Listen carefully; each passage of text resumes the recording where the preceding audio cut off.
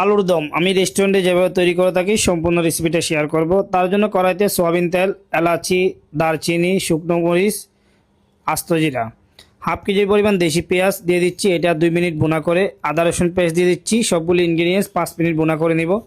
এরপর দিয়ে দিচ্ছি বাদাম বাটা, হাফ কেজি টমেটো পেস্ট, 300 গ্রাম মতো কাঁচামরিচ ব্লেন্ড করে দিয়ে দিচ্ছি। এটা আরও 10 মিনিট বোনা করে নিব।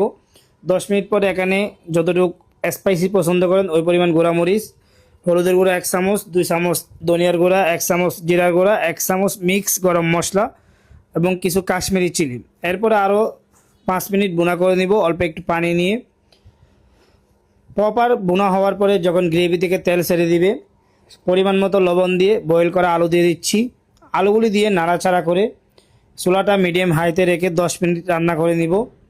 যখন 10 মিনিট রান্না করা শেষ হয়ে যাবে, নামানোর আগে দিয়ে দিচ্ছি কাঁচামরিচ স্লাইস করে আর কিছু পেঁয়াজ বেরেস্তা। এরপর